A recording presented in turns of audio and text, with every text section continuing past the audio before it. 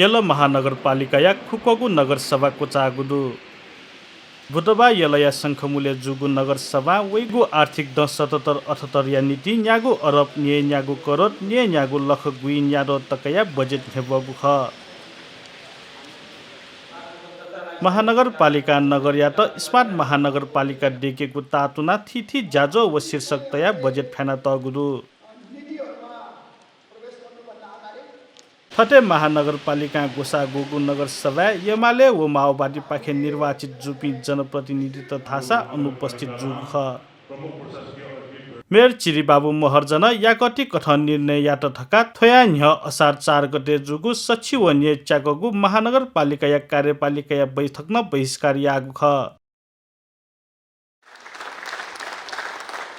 नगर सभा ज्याजोले महानगरपालिका या मेयर चिरीबाबु महर्जन नगर विकास व व्यवस्थित यागु तातुना निस व खुइ गुङ्गु नीति तथा कार्यक्रम हेबया दिगु ख कोभिड संक्रमणको न्यूनीकरण गर्दै आफ्ना नागरिकको जीवनलाई केन्द्रमा राखेर आगामी आर्थिक वर्षका लागि योजना तर्जुमा गरेका छौं।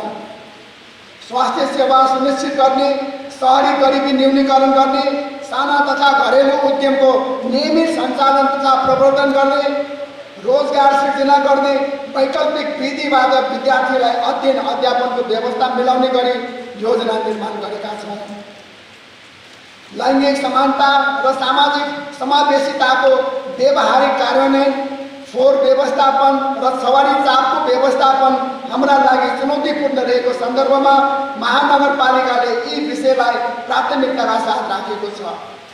मूर्त तथा अमूर्त सम्पदा, अद्वितीय कला र विशिष्ट सनातन लोक संस्कृति पर्यटकीय क्षेत्र महानगरको पहिचान हुन्। यी क्षेत्रमा गरिएको लगानी दिगो विकासको मुख्य आधार हुनु। शहरमा बाटो बन्नु, ढल निर्माण हुनु र वातावरण संरक्षणलाई मात्र ललितपुर महानगरपालिकाले विकासको परिभाषाभित्र राखिएको छैन। चेतना र विवेकसहित नागरिक निर्माणका लागि लगानी गर्नु अहिलेको आवश्यकता हो। त्यसैले महानगरले आउँदो 100 वर्षका लागि सोचेर योजनाबद्ध रूपमा लगानी गर्दै महानगरको नीति अनुरूप बालबालिकालाई योग्य नागरिक बनाउने योजनालाई प्राथमिकतामा राखेको छ। अठे वेकल थपी निर्वाचित जुया वसानिसे थौ तकया जाखया बारे न न्हबया दिल हामी निर्वाचित भएर ललितपुर महानगरपालिकाको कार्यभार सम्हालेपछिको पहिलो र दोस्रो वर्ष केही अन्य धेरै उत्साह र चाहना बीच बित्यो। लामो समय स्थानीय निकाय जनप्रतिनिधिविहीन हुँदा नागरिकको आवश्यकता र समस्या चाँग लागेका थिए। स्थानीय तहलाई कानुन निर्माण गरेर काम गर्न संविधानले निर्दिष्ट गरे पनि कानुन बनिसकेको थिएन। यस अर्थमा हामी केही अन्य भित्रै रहेर नागरिकको आवश्यकता र चाहनालाई छुट्याएर कानुन निर्माण गर्दै अघि बढ्यौँ।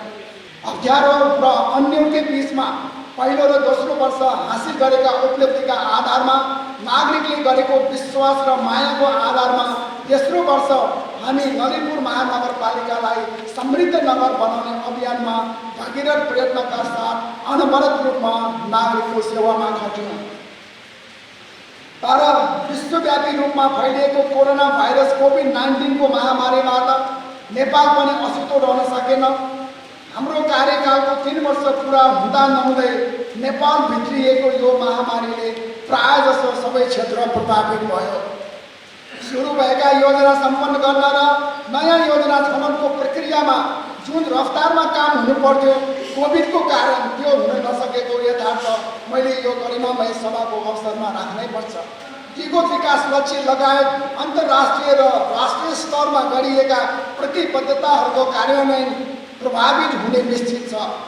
तर पनि हामी विचलित भएका छैनौँ। पहिलो प्राथमिकता नागरिकको स्वास्थ्य र सुरक्षा, त्यसपछि विकास निर्माण भन्ने ध्येयका साथ आफ्ना नागरिकलाई कोभिड संक्रमणबाट जोगाउन लागिरहनेछौँ।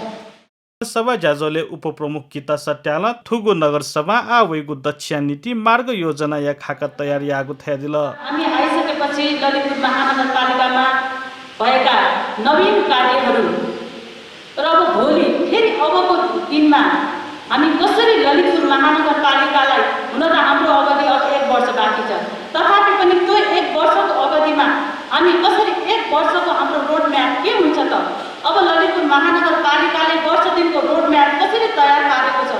त्यसैले हामीले यो एकदम महान चाडलाई कसरी लिएर जाने, हामीले गरेका नीति कार्यक्रमहरूलाई कसरी अब वर्ष दिनभित्रमा सँगसँगै लगेर ललितपुर महानगरपालिकालाई नवीनतम नगरपालिका बनाउनको लागि पहल गरिने भन्ने कुराको आज खाका कोर्ने दिन भएकोले म यस कार्यक्रममा उपस्थित हुनुहुने आदरणीय सम्पूर्ण व्यक्तित्वहरूलाई हार्दिक स्वागत गर्न चाहन्छु। अठे वेकला महानगरपालिका या विकास यागु नीति दक्को जनप्रतिनिधित्व छप्प छदी जिया ह्या उनी मागु थायदिल। ललितपुर महानगरपालिका 29 वटा छ। त्यो 29 वटा हाट्नको लागि मेरो साथ नाउको रूपमा बसिरहनु भएको छ भने म सहनाउको रूपमा बसिरहेको छु। अरू जति पनि साथीहरू हुनुहुन्छ उहाँ साथीहरू डुङ्गामा हामी सँगसँगै यात्रा गर्दैछौँ। यदि त्यो डुङ्गा तलमाथि केही भयो भने सबै डुब्न सक्छ। त्यस कारणले पनि म साथीहरूलाई के भन्न चाहन्छु भने हामी एउटा डुङ्गामा चढिरहेका छौँ। त्यो डुङ्गालाई कसरी पार गर्ने हो त्यो हामी सबैको जिम्मेवार छ। कुनै पनि एकजना र अर्कोजना साथीको मात्र जिम्मेवार छैन। त्यहाँ कुनै पनि एउटा मेरो मात्रै छैन। सम्पूर्ण कार्यपालिकाका साथीहरू, नगरसभा सचिवहरू, सम्पूर्ण साथीहरूको यो नगरपालिकालाई नयाँ दिशा निर्देश गर्नको लागि सम्पूर्ण साथीहरू जिम्मेवार हुनुहुन्छ। त्यस्तै हाम्रा महानगरपालिकाका कर्मचारीहरू जो महानगरपालिकाका जनप्रतिनिधिहरूले रोड म्याप तयार पार्नुभएको रोड म्यापमा सँगसँगै हामीलाई हाते माल गरेर अगाडि बढ्नुहुने कर्मचारीको पनि त्यति नै हात छ। ज्याजोले महानगरपालिका या प्रमुख प्रशासकीय अधिकृत लिसे नगर सभा सदस्य सचिव गणेश अर्याल नगर सभा झोले जनप्रतिनिधि तेसन नाली मागु नियम या बारे जानकारी ब्यादी गुह। बैठकमा भाग लिने सदस्यले बोल्दा अध्यक्षलाई सम्बोधन गरेर मात्र बोल्नुपर्ने र अध्यक्षले अन्यथा आदेश दिएमा बाहेक उभिएर बोल्नुपर्ने। अध्यक्षले बैठकलाई सम्बोधन गरिरहेको समयमा कुनै पनि सदस्यले स्थान छोड्न नहुने र अध्यक्षले बोलेको कुरालाई शान्तिपूर्वक सुन्नुपर्ने। अध्यक्षले आसन ग्रहण गरिरहेको र बोलिरहेको अवस्थामा सदस्यको बीचबाट हिँड्न नहुने छ। बैठक स्थगित भई अध्यक्ष सभाबाट बाहिर निस्केपछि मात्र अरू सदस्यले बैठक कक्ष छाड्नुपर्ने छ। कुनै सदस्यले बोलिरहेको समयमा अशान्ति गर्ने वा बैठकको मर्यादा भङ्ग हुने वा अव्यवस्था उत्पन्न हुने कुनै कार्य गर्न नहुने। बैठक कक्षमा अध्यक्षको सामुन्नेबाट वारपार गरी हिँड्न वा अध्यक्षको आसनतर्फ पिठ्यू फर्काएर बस्न नहुने। स्थानीय निकाय आज जनप्रतिनिधित्वको लिपाङ्गु कार्यकाल ख उकी थो लिपाङ्गु कार्यकाल दुने स्थानीय निकाय या जनप्रतिनिधित्व चा मथासे नगरवासी त सुविधा व विकास निर्माण ज्या फत थासा नगरवासी उचित मूल्याङ्कन यागु खनेदु।